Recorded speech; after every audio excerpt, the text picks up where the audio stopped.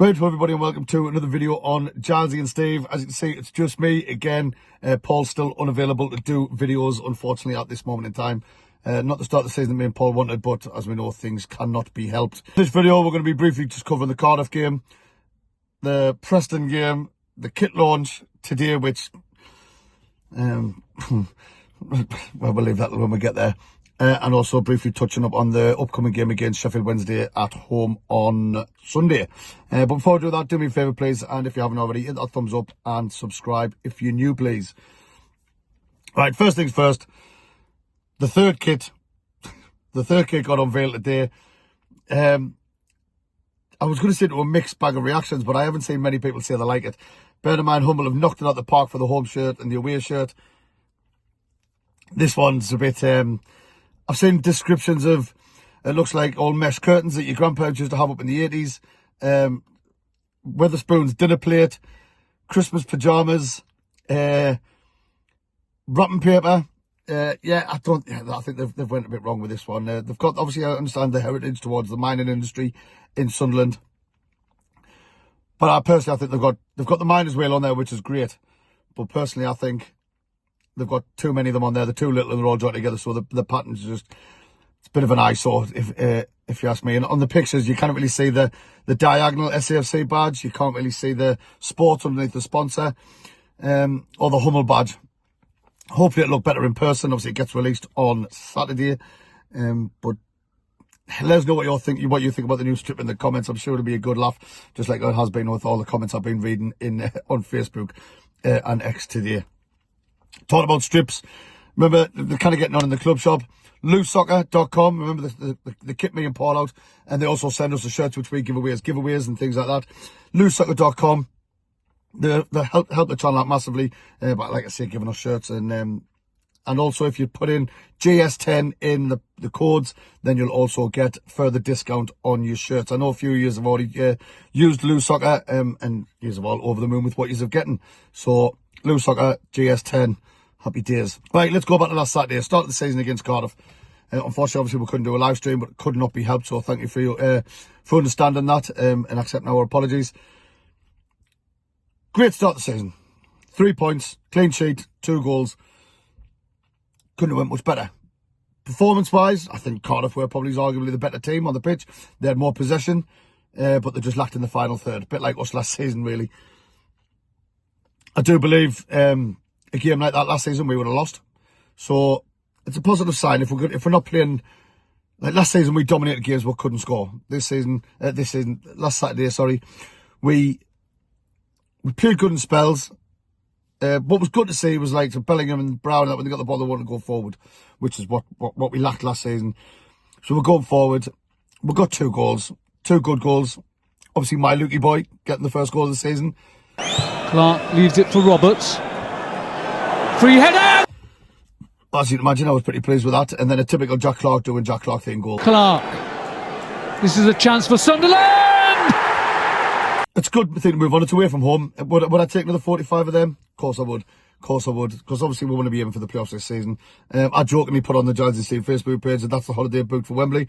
The hotel booked for Wembley. We can only dream, come on, we can. It's still a long way to go yet. Obviously, we've still got a lot of transfer business that needs doing, i.e. a striker. Obviously, Mayenda, he had a good one-on-one chance. If he went the other side of the keeper, he would have scored. But that's down to decisions. At the time, you don't get that long to make your decisions on the football pitch.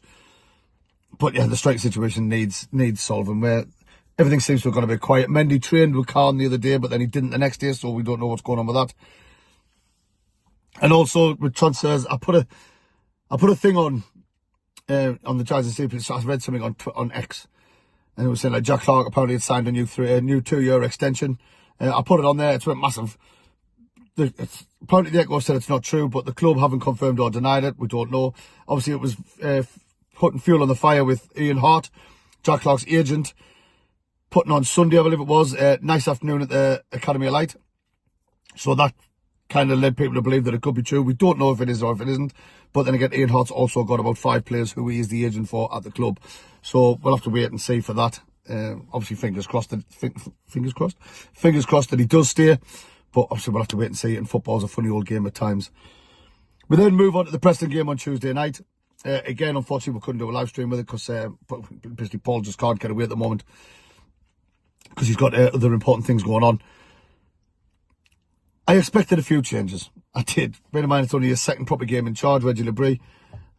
I expected a few changes, but when I say he changed the entire starting 11, I thought, oh, he's not even bothered about this cup. It was a shambles. The performance wasn't great. I mean, we had a few chances, but we didn't do nothing with it. And like so, from my eyes, we're never going to win that game from an hour before kick-off when I seen the starting lineup. It wasn't great. I mean, am I bothered about that cup? No, I'm not. It's a waste of games. But still, this early in the season, you should be using it as extra games to get your team that you prefer to play in the league extra experience, extra playing time together.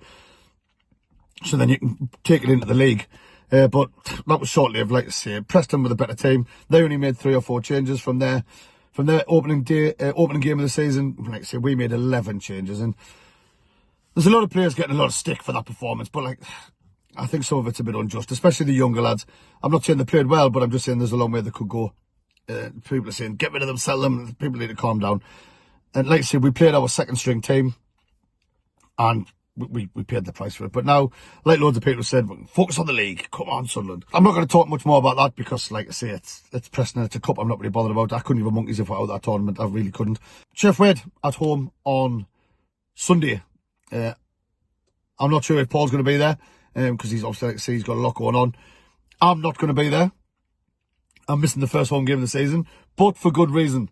I am actually playing for Sunderland AFC. Now, before you get excited, it's not the team on Sunday at the stadium. The EFL have put on an EFL Veterans Tournament in the EFL Championship League 1, League 2, National League, and asked if they wanted to submit a team into a Veterans Tournament down at Lillishall, which used to be the home of English football. So I've been asked to play for Sunderland AFC. So finally, at the age of 41 and 4 stone heavier than what I should be, I'm finally going to get to play for Sunderland AFC and not have to pay to do it. So I'm missing that game, but I'm sure Paul will be there. But like I say, I'm not too sure. We'll find out more in a couple of days because things change every day. But Sheffield Wednesday, we played them last game of last season. Beat us. They were the better team. The team of Danny Roll has got them playing some very good football. They finished last season strong, which resulted in them staying in the Championship. They brought in well. This summer they got that Ike Ugbo, who we were linked with. They had him on loan last season. And they've signed him permanently. They brought in a couple of players. I can't remember off the top of my head. It's our first home game. Last season, our home form wasn't the best.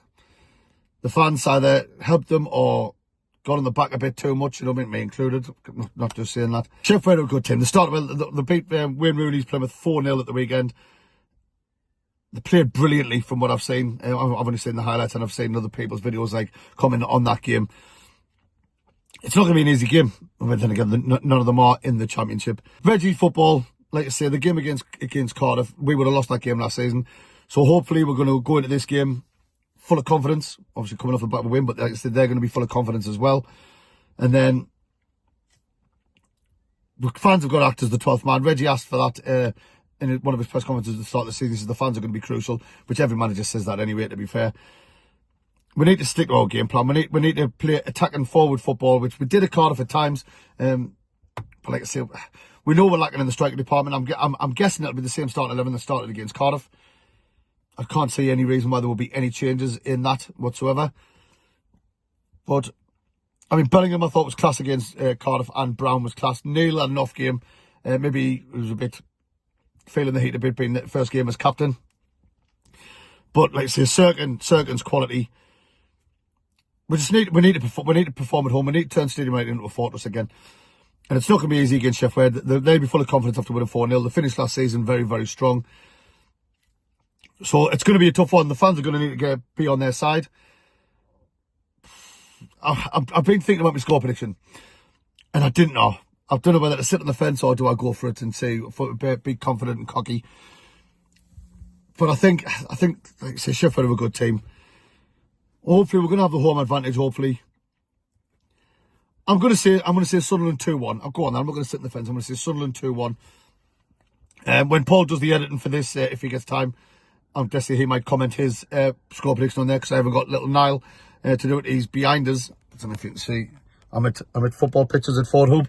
He's got his training, so I'm quickly just in the car doing this. It's been a nightmare start the season for us, obviously, but there is reasons behind it. It honestly can't be helped, and we do appreciate your patience and your understanding for it. This is just a little quick video, just for a brief preview on Sheffield Wednesday and to discuss the week we've just had. So, you know, I'm going to say 2-1. I'm still reckoning my hand is going to score soon. I hope so anyway. I hope so, for his confidence more than anything else.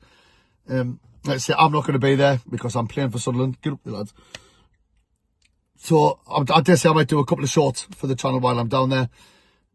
Let us know what your score prediction is down there in the comments below. Thanks again for your understanding with the video situation. We will eventually get back in the full swing of things when it is possible to do so. Some of you do know what the crack is, some of you don't, but we'll let you know when it's okay to do so. But thanks for your patience, thanks for understanding. Hit the thumbs up, subscribe if you're new. LouSoccer.com for your football shirts, not just Sunny, you get them anyone you want. JS10 for your discount. And yeah, Sheffield Wednesday at home. Sunday, 12 o'clock kick-off, because Sky didn't give a toss about the fans yet again. But let us know what you think. How are the lads?